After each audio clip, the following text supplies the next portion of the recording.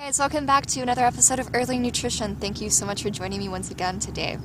Today I want to share something with you guys. I was just on a camping trip with my dad and some of his friends from work, and they're not vegan, of course. They were eating a lot of animal-based products and a lot of refined foods throughout the camping trip, and so it was a good experience because it's nice to have a reality check and realize that most of the world does not eat a plant-based diet. Most of the world does not understand the benefits of choosing plant foods over animal foods. So it was really interesting to observe them and their behavior around food and their thoughts towards what they were putting into their bodies. And to come up with some ideas maybe how to reach people that are in a similar situation.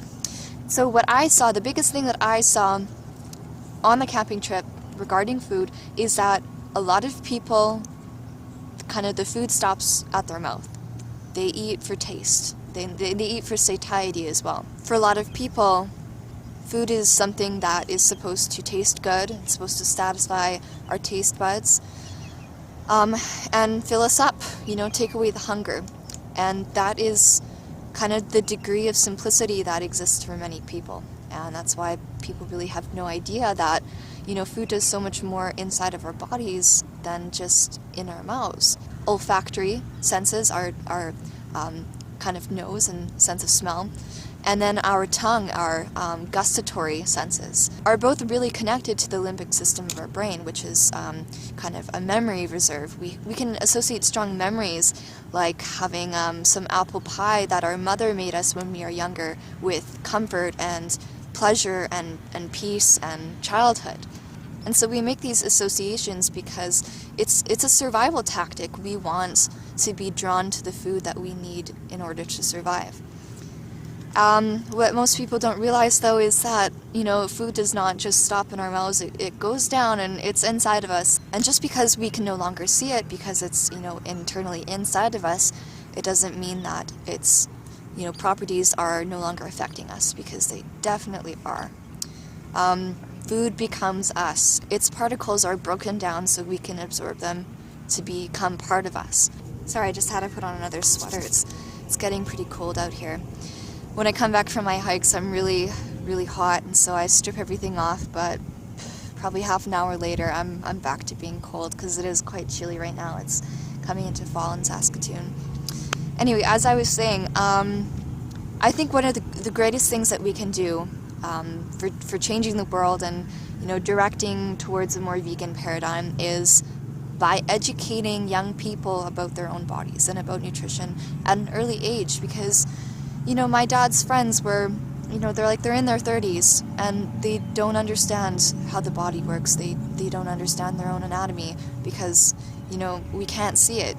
We know our hands, we know our arms, we see that in the mirror, but as far as inside, we're very disconnected from that.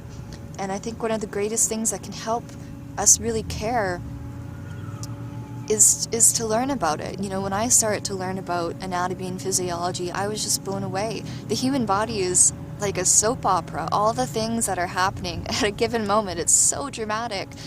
All the reactions and, all the little cells and all the little molecules that are in our body. It's just a gong show, but it's amazing and, so beautiful in a lot of ways. I have great passion in learning about it because it's fun. It's really fun to learn about your body. It's, if you were buying a vehicle, wouldn't you want to know how it works, kind of what model it is, and, you'd want to know what kind of gas to give it to. Because if you're going to put in the wrong gas, it's not going to work that well. People need to think the same way about their bodies. We need the right foods to really thrive. It's not just about taste. It's not just about taking away hunger. Food can really make or break us.